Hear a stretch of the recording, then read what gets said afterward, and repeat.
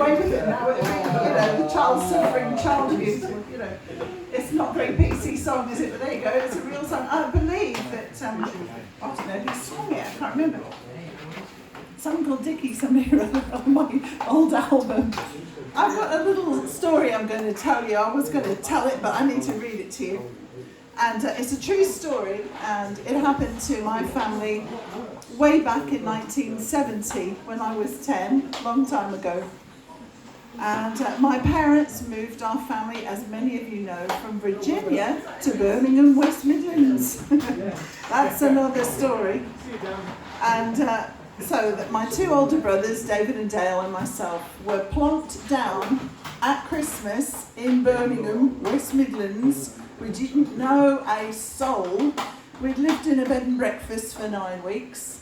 And then we lived with our bank manager and his family in Stourbridge for another 9 weeks because my mum and dad didn't understand the system here. They thought we could just hop on a plane, fly to England and rent a house and all would be well. It didn't quite work out that way.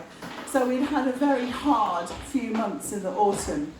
And we finally moved into our house in Quinton, which is on the backside of Birmingham, near the M5, 2 weeks before Christmas with all our furniture in storage. And my mum was very creative and she whipped up some drapes and things and we had orange boxes to sit on. It was that sad. So anyway, this is a festive story. So imagine our delight at receiving a festive invitation from our new next door neighbours who were wonderful. They were a working class family headed up by Bert, ex-army, had a dog called Major. And that's how he spoke to it, Major, like that. And his lovely earthy wife, Noreen, and their 2 children, Denise, who was my age, she was 10 or 11, and 6-year-old Albert. Well, we were in for a surprise. Noreen's Christmas do's, or shindigs, as Dad called them, were special. Invited that first Christmas Eve to come round for a bit of a knees up and do. My mum donned her old mink stole, which was a cast-off. My grandma had given it to her, over her long crushed velvet frock and gold evening shoes. This is just what we need, she thought, at last. An evening of social enhancement, perhaps leading to other invitations of the season. My mother was a Southern Belle, and she never became a Brummie. Not ever. I did, she didn't. She was a Southern Belle till the day she died. Dad didn't think that deeply about it. He was just glad to finally have a good time after months of hardship. He spruced up his sideburns, dusted down his big lapels, and splashed on the old spice. And Mom insisted that my brothers wear their school blazers. Oh, honey, you all look so smart.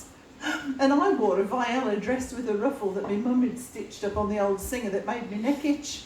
And as we stepped out into the cold smog, Mother's hopes ran high. Bert greeted us at the door, taking my mother in his arms. He fox-trotted her the length of the hall into the through lounge with a ramrod back and a firm grip on her waist. Oh, my, so light on your feet, honey, said my mom. She was surprised at Bert's svelte moves as he deftly dodged the phone table. We don't have phone tables anymore in hallways, do we? They're a thing of the past. We had one then. And my brothers David and Dale found a corner where they sat all evening with long faces wedged between the flashing coloured lights of the mirror padded bar and low drooping paper chains and the bay window which had been sprayed with fake snow to look proper old. Nobody bothered about epilepsy in the 70s with them flashing lights, did they? An artificial tree blazed forth from the opposite corner, its multifunction lights performing dazzling, fit-inducing strobing. The boys never took their blazers off and remained static for most of the evening as David drummed his fingers impatiently on the windowsill. I'll explain, my older brother David is autistic. So you put him down in a social gathering and he's very uncomfortable, and he was very uncomfortable this night. My dad loved a party, and boy, he threw himself into this one. And with more than his usual dash of southern charm, he regaled our hosts with stories of the Old South, drank pints from the Watney's Party 7 barrel, remember those guys, and smoked his pipe. Noreen smoked her posh coloured Sobrani cigarettes with the gold tips, knocked back snowballs crammed with cocktail cherries, and laughed loudly as she cranked the music up. She was the life and soul. Mrs. Mills banged out Knees Up Mother Brown on the stereogram in the corner, as Noreen twirled me dad round, hoiking up her skirt and clacking the plate in her mouth with great glee, as she sang, and you could all sing with me. Knees up Mother Brown, knees up Mother Brown, under the table you must go, E-I-E-I-E-I-O. If I catch you bending, I'll saw your knees right off. Knees up, don't get a breeze up, knees up Mother Brown. David's mouth, my brother, autistic brother's mouth, dropped open as he looked on. His old man was cavorting with that old bride. And at the other end of the lounge sat Denise's nan, swigging port and lemon like pop. Come on, Bang, just fetch us another one, as she held out her bony, arthritic elbow from under a pink crocheted cardie. Meanwhile, Mother, flushed from her foxtrot, was now seated at the bar while Bert poured her a baby champ. It wasn't exactly what she expected, but needs must when the devil drives. Amongst the swirl of excitement and giddy gaudiness, nobody had noticed that Noreen had slipped away for a few minutes. She had waited till everyone was tanked up before presenting her party piece. The door to the through lounge was suddenly thrown back on cue by Denise as her mother appeared at the top of the stairs, one leg cocked over the banister. We all gaped, wide-eyed, to see Noreen in a red feather boa, barely draped around her upper back fat, and her hefty bosom held aloft by a white, sturdy corset with stretch panels. It was brilliant. She used to cook in that as well. That's another story. She grinned broadly to reveal her gums in all their toothless glory, and a piece de resistance, the mighty Union Jack drawers she wore over the sturdy corset. Mrs. Mills gave way to the stripper on the stereogram as Noreen began to gyrate, shimmying in those feathers while trying to keep her leg cocked over the rail. Da-da-da, da-da-da-da. Her leg slipped. She slid down the banister, shaking what she'd got, and she'd got a lot.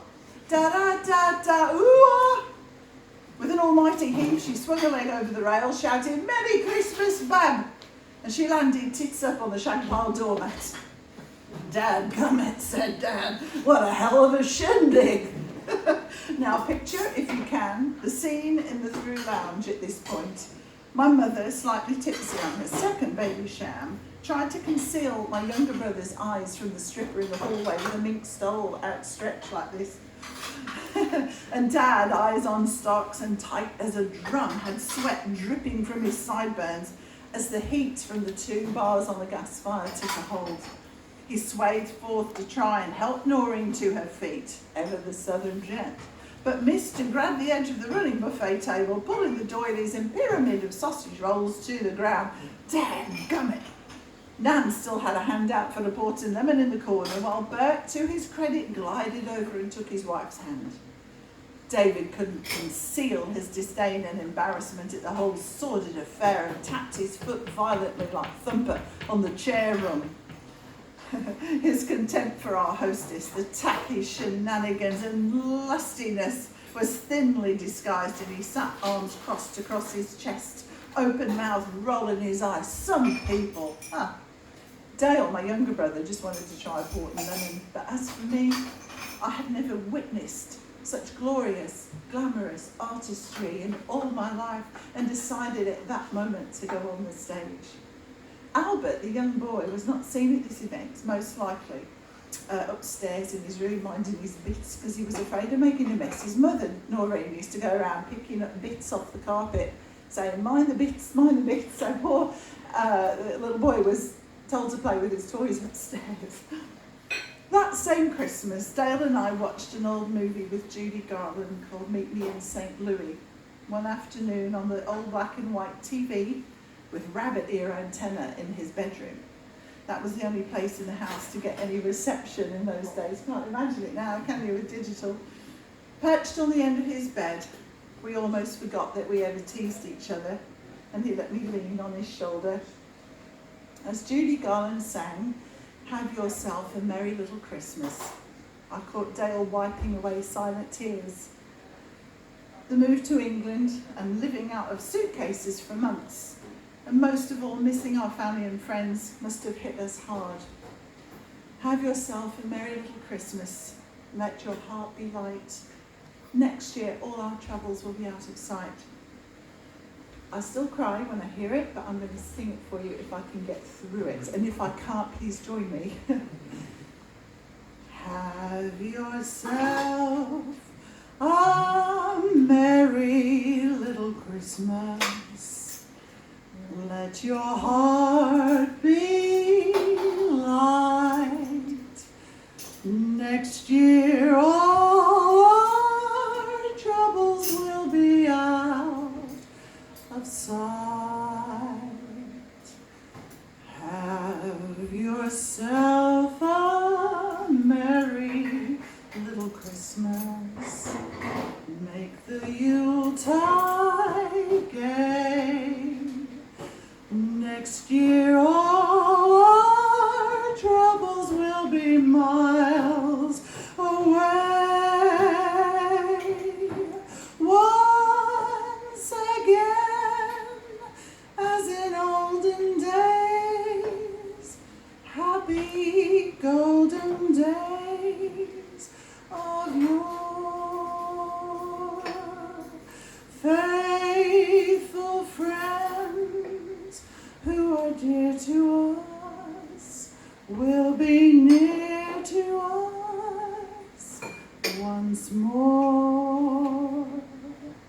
Someday soon we all will be together, if the fates allow. Until then, we'll have to muddle through somehow. So have yourself